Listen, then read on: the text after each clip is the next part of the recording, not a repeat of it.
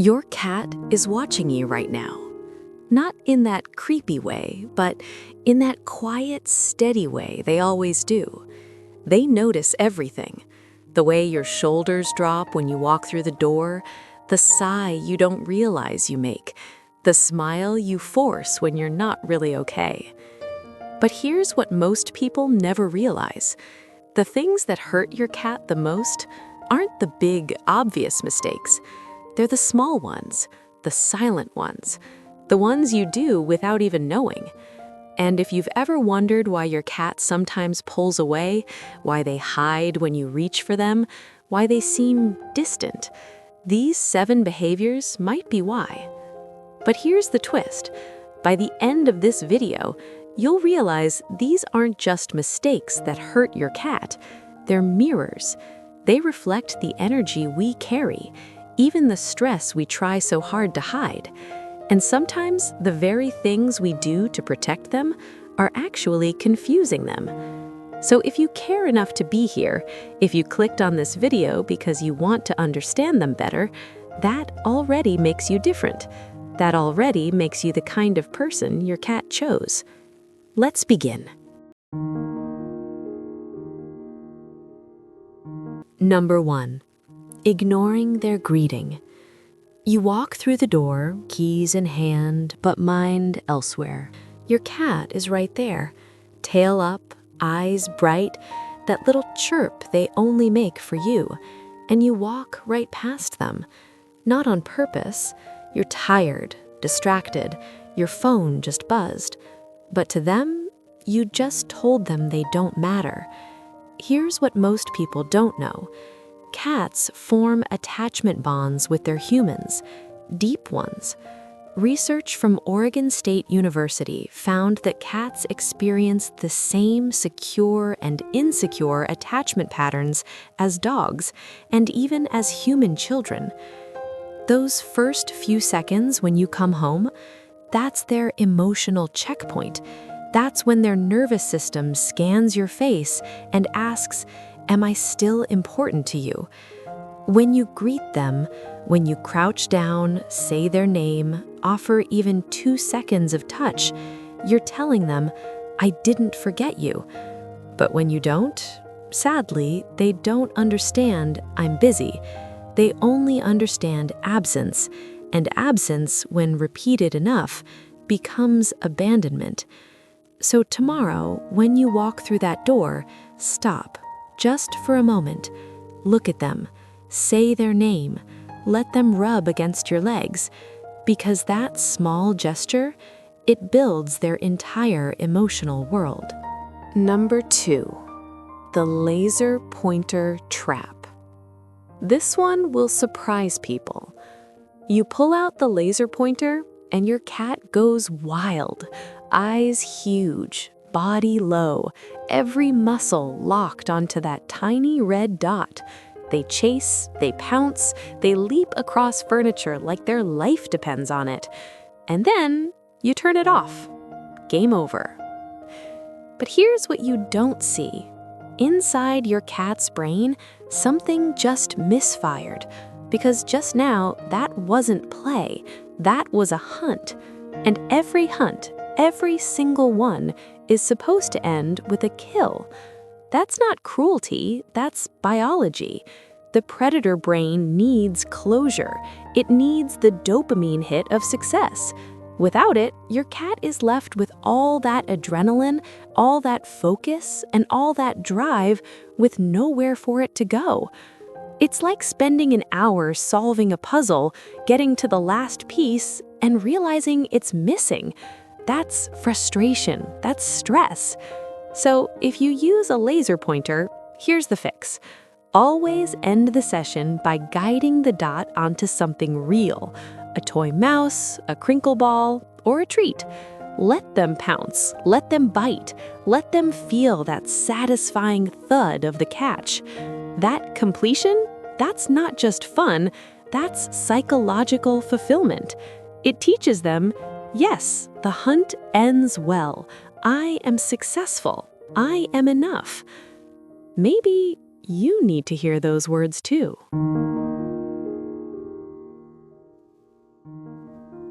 Number 3, touching their no-go zones.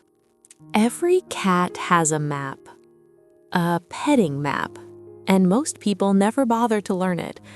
Some cats love cheek scratches, chin strokes, or gentle ear rubs. Others prefer the top of the head, the neck, or the base of the spine. But there are zones that are off limits for almost every cat: the belly, the paws, the base of the tail, and the lower back near the hips. Touch those areas, your cat tenses, their tail flicks, their ears go flat. And if you keep going, a swat, a bite, or a sudden retreat. It's not because they're mean, it's because those areas are vulnerable. In the wild, exposing the belly means death. Losing a paw means you can't hunt. And the base of the tail is a nerve cluster that, when overstimulated, feels painful, not pleasant. But here's the deeper part. A cat's petting preferences can change. A kitten who loved belly rubs might grow into an adult who finds them threatening. A senior cat with arthritis might suddenly hate being touched near their hips. To build trust, you have to pay attention. Start with the safe zones, the ears, the cheeks, the chin. Then slowly see if they lean in or pull away. Respect their signals, because when you honor their boundaries, you're teaching them something most creatures never learn. Your no matters here. And maybe that's a lesson you needed to learn too. Number 4, loud noises, especially yelling. Your cat can hear things you can't even imagine. Frequencies so high, so faint, that to them the world is never truly quiet. A mouse rustling in the grass 3 houses down, they hear it. A moth fluttering behind the wall, they hear it. Your footsteps from 2 rooms away, they've already identified you. But this incredible gift comes with a cost. Loud noises are not just unpleasant, they are painful. The TV on full volume, the vacuum cleaner, the blender, the doorbell, and worst of all, your voice when you yell. When you raise your voice, whether at them, at someone else, or just out of frustration, your cat doesn't hear words, they hear a predator. Their nervous system floods with cortisol, their heart rate spikes, their ears flatten, and their pupils dilate. They don't understand context. They don't know you're yelling at the TV or because work was hell. All they know is the world just became unsafe, and that threat came from you. A cat exposed to chronic loud noise will start to show stress behaviors, hiding, over-grooming, eating less, or becoming skittish. And here is the part that breaks my heart. They don't know why. They just think the world is dangerous and they can't escape it. So create quiet spaces, a room where they can retreat, a corner where the sound doesn't reach. And if you're having a hard day, if everything feels like too much, try not to bring the storm home. Your cat didn't sign up to live in a war zone. They signed up to live with you, and they need you to be their safe place. But here's what most people miss. These 4 behaviors, ignoring, interrupting, violating, and overwhelming, they're not just about what hurts your cat. They mirror something deeper, something in you. The need to be seen, the frustration when there is no closure, the anxiety when boundaries are crossed, the fear when safety feels too loud. Your cat isn't just teaching you how to love them, they're teaching you how you needed to be loved. And the next 3 mistakes, they're not really about the cat anymore. They're about the parts of yourself you've been carrying alone. The mask you wear, the affection you demand instead of receive, the doors you close because you think you have to. So let's go deeper. Let's talk about the mistakes that hurt both of you.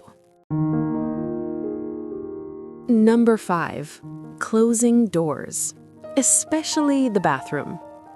You close the bathroom door. It's not personal, you just need privacy.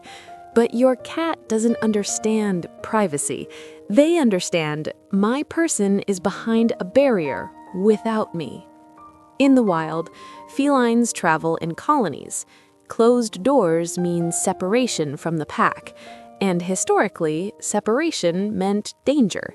So they meow, they scratch at the wood, they slide their paws under the gap, and inside you feel it, that guilt, that tightness in your chest that asks, am I being selfish? Do they think I'm abandoning them? But here's the truth. It's not about the door, it's about worthiness.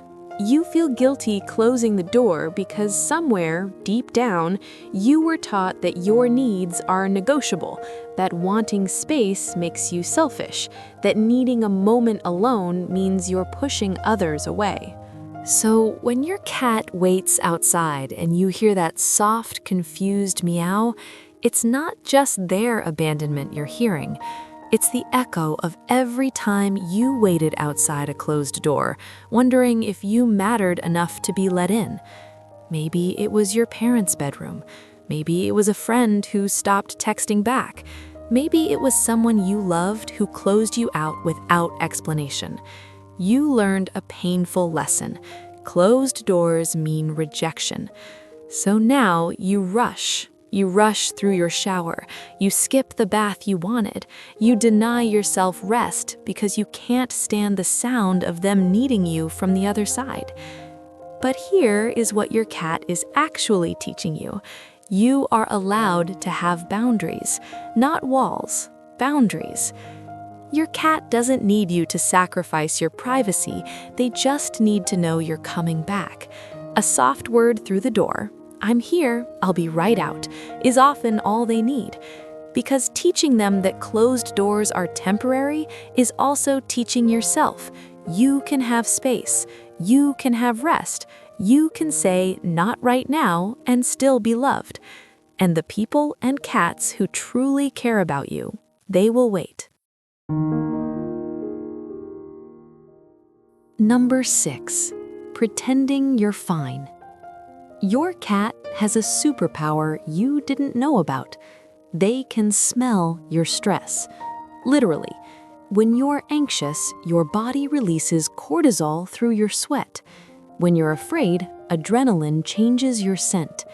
Research from the University of Lincoln confirms that cats can detect these chemical shifts in our emotional states. They don't just see your tears, they smell your internal storm. So when you walk through the door, force a smile, and say, I'm fine, in that bright, brittle voice, your cat doesn't see the mask, they smell the lie. And here is what breaks their heart. Not that you're sad, but that you're pretending. In their world, pack members share their pain. When a cat is hurt, they don't hide it, they show vulnerability. But you learned that vulnerability is weakness, that crying is embarrassing, that needing someone makes you a burden. So you smile while you're drowning. You carry everything alone, and your cat sits across the room not because they don't care, but because your stress is flooding their system too. They are absorbing your pain, and they don't understand why you won't let them help. Your cat isn't asking you to be happy all the time. They're asking you to be real. The world outside demands your mask, your job, your peers, your responsibilities. They need you strong and unbreakable. But here, in this home, with this creature who smells your truth anyway, you are allowed to fall apart. Sit on the floor and cry. Let them curl up next to you. Let them press their small, warm body against your chest and purr that low, steady rhythm that says, I'm here. You're not alone. The cruelest thing you can do, not just to your cat, but to yourself, is to carry the weight of the world inside the one place you were supposed to be able to put it down. Your cat doesn't need you to be strong. They need you to be honest.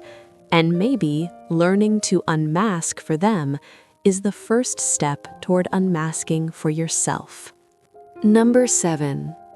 Forcing affection. You reach down and scoop them up. They stiffen, ears back, tail tense, but you don't stop because they're so soft, because you had a hard day, because you need this. But here is what you don't see. Every time you pick up a cat who doesn't want to be held, you're teaching them that their no doesn't matter, that your need for comfort is more important than their need for autonomy.